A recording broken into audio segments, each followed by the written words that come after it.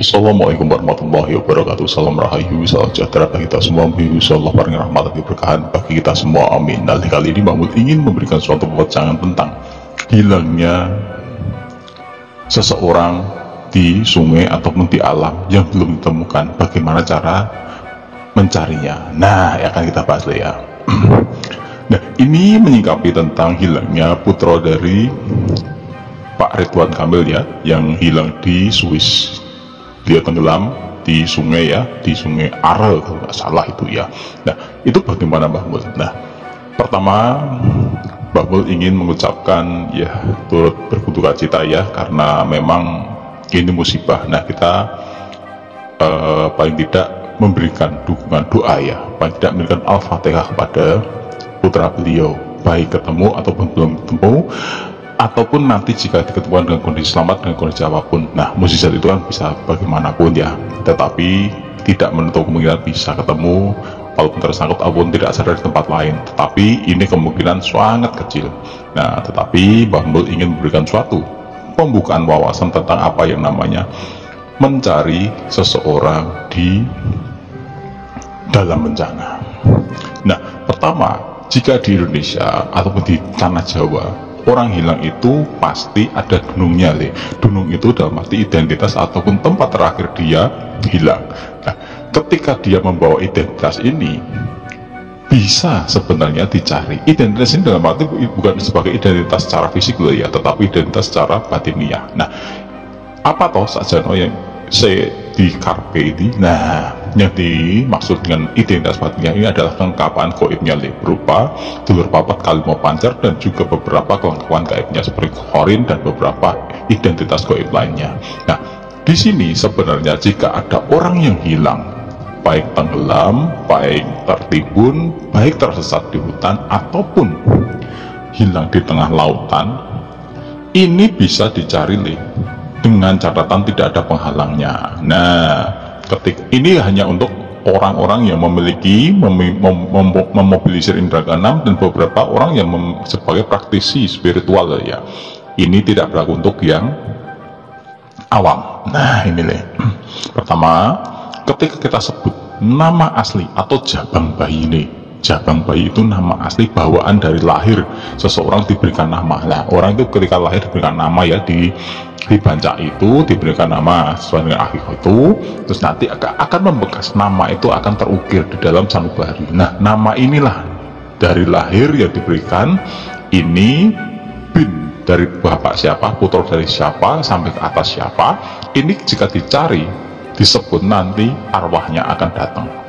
Arwah ini, nah arwah di sini bisa dari kelengkapan goibnya, sedulur papat kalimah pancar, bisa khorin, bisa malaikat pendamping, bisa dari kelengkapan gaib lain yang menempel di dalam tubuh beliau dan menyatu. Nah, ini nanti bisa dipanggil. Nah, nanti ketika dipanggil, kondisinya seperti apa, beliau akan menunjukkan di mana beliau berada, entah di dalam perut bumi ataupun di dalam dasar lautan ataupun di dalam sungai yang dingin. Nah, itu nanti bisa kecuali beliau ini semoga tidak tidak dengan kondisi melanggar pantangan, sehingga ada beberapa unsur goib lain yang menutupi, membuat dinding perisai agar tidak bisa diakses oleh orang ataupun seseorang memiliki indera keenam untuk menembusnya. Nah, ini beda lagi.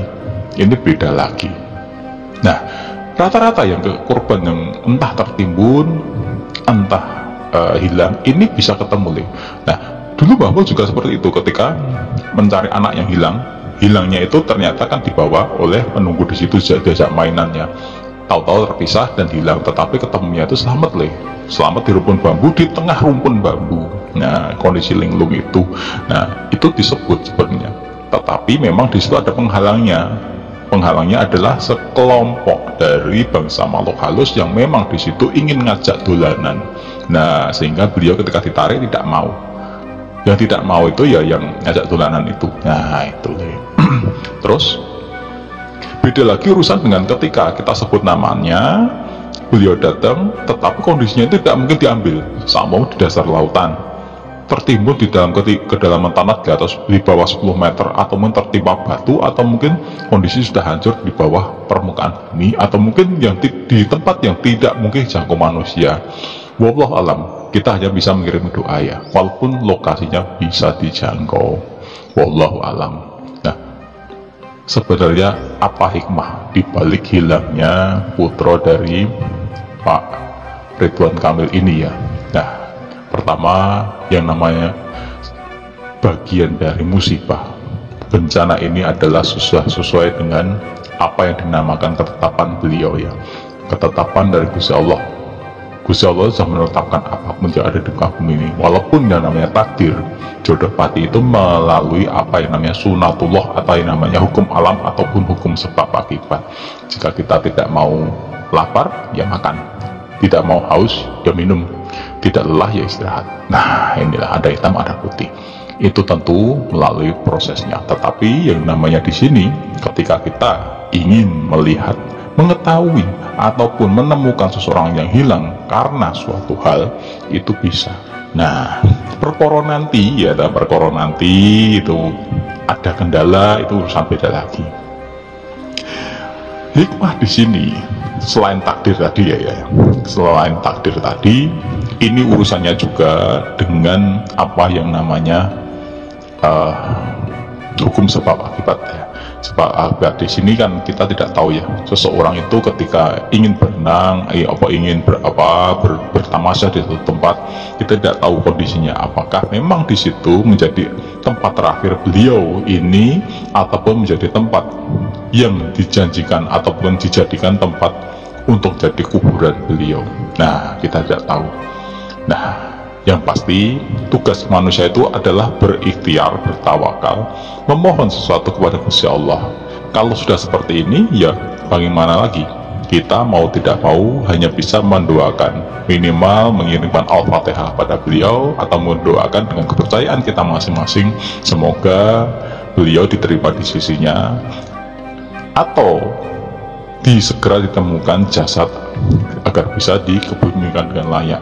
Kalaupun tidak, juga tidak ada masalah, alam sudah memeliharanya, jadi dikuburkan di dalam alam ini walaupun tidak ketemu jasadnya. Nah, yang penting doanya, semoga Bung Ridwan Kamil bisa diberikan ketabahan untuk keluarga yang ditinggalkan. Nah, amin. Nah, yang pasti apapun, jika ditelusuri, di Indonesia ini banyak sekali kasus bencana ya, bencana baik tanah longsor, gunung meletus, banjir bandang, rob, itu membawa banyak dampak dan bencana, bahkan korban jiwa.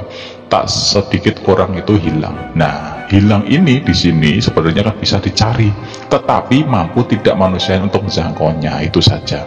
Yang penting kita perlu keikhlasan dalam kita bekerja, beribadah, dan jika nanti kita sewaktu-waktu mendapatkan bencana ataupun mendapatkan cobaan di dalam jalan kita ini, kita sudah siap. Kita meninggal dalam keadaan husnul khotimah, dalam keadaan ibadah, dan diladari dengan doa dan ibadah kepada Gusti Allah Subhanahu wa Ta'ala. Amin. Sekian dulu, kita sambung lagi nanti. Semoga ini tidak terjadi kepada kita semua ya. Hanya doa dan harapan agar putra Bang Ridwan Kamil ini ditemukan lagi dan bisa dikuburkan secara layak. Wassalamualaikum warahmatullahi wabarakatuh.